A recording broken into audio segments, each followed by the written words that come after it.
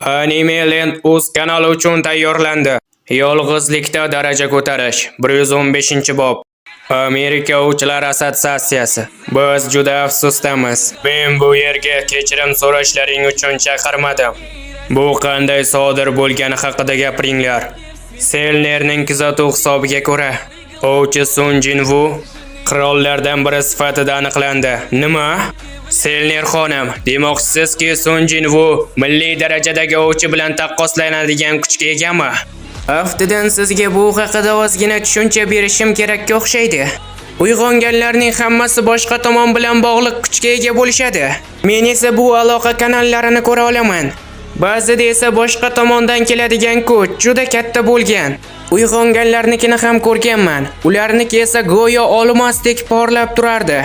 Men ana shunday odamlarni qirol deb atayman. Biroq men unda umuman bu narsani ko'rmadim. Uning ko'zlariga qarashim bilanoq xuddi zulmat menga tikilib turgandek bo'ldi. Ha, u aniq zulmat edi. Demak zulmat. Ya'ni aytmoqchisizki, Sun Jinvu yovuz kimsami? Aniq bilmayman. Ovchi Sun Jinvu kuchining tabiati, u yaxshi yoki yomon, bunisi menga qorong'u. Men bu kuch qayerdan kelayotgani haqida gapiryapman. Ovchi Sun Jinvu u tashqi kuchlardan foydalanyapti. U men aytayotgan kanallar orqali kuch olmaydi. Aksincha, kanallar bilan cheklanmagan holda o'z kuchi bilan harakat qiladi. Ya'ni bu shuni anglatadiki, uni kuchi cheksiz, shundaymi? Xonim, siz yaxshi ishladingiz.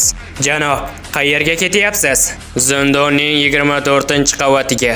Men bilan yur. Agar biz Selner xonimning kuchidan foydalana olmasak, boshqa yo'lni topish yetarli bo'lmaydi.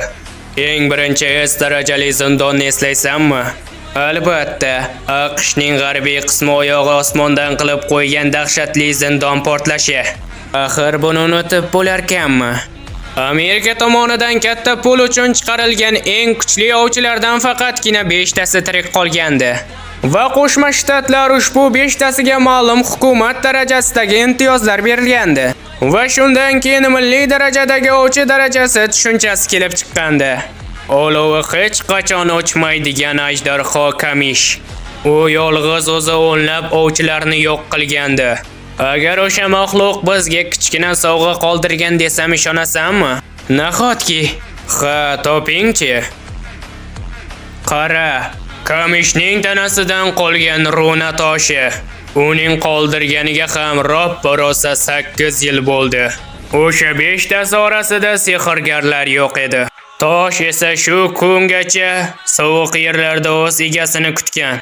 Kamish bu go'zal yurtga yana bir bor qimmatbaho sovg'a qilishga tayyor turibdi. To'g'ri, men o'sdim va ozgina yaxshilandim, lekin hammasi shumikan? Bunaqasi ko'chadagi har ikkitasida bor. Buning hammasi qayta uyg'onganim tufaylimikan? Butun tanani tiklash ushbu ta'sir tufayli barcha kamchiliklarimni yo'q qildi. Singlim, ha, men haqimda nima deb o'ylaysan?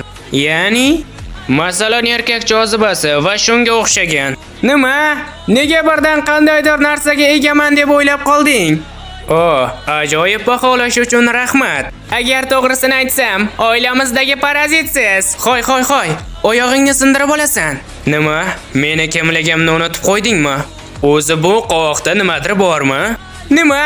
Umuman olganda men maktab baho bo'yicha birinchi o'rinda turaman. Bular shunchaki amaliy testlar. Aytmoqchi, men o'z gildiyamni ochish haqida o'ylayapman. Oho, endi boshliqning gapiga quloq solishim kerak bo'larkanda.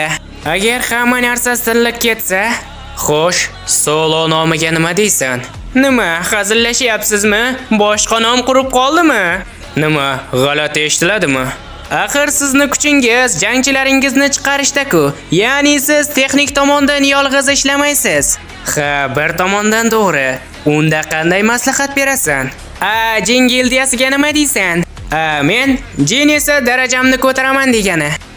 Jin, garchi bu meni ismimni teskarisi bo'lsa ham, xo'sh, ajoyib eshitilyaptimi? Yomon eshitilmayapti. Menimcha shunday. Jin o'rsan, nega bunday dedim o'zi? Axir bu ochiqdan ochiq iqror bo'lish-ku. Bunday holatda gildiyaga qo'shilish o'rniga yaxshiroq yo'l bor emasmidi? Xudoyim, u meni qandaydir ahmoq deb o'ylagandir. Lekin u meni asrab qoldi. Albatta unga qiziqaman-da, yoki yo'q. Bo'ldi, mavzu yopildi. Yo'q, yopilmadi. Hammasi yaxshi emas. Garchi men ovchi Byong-gung davolash sehri orqali tirik qolgan bo'lsam-da, baribirga ham yetkazing. Unga yetkazing. Unga ehtiyot bo'lishi kerak ekanligini yetkazing. Ovchi Sun Jinvoga boshqarayotgan kuchi bilan ehtiyot bo'lishi kerakligini yetkazing. To'xtang-chi, o'sha payt men ovchi, men Byong-gunni ko'rgandim.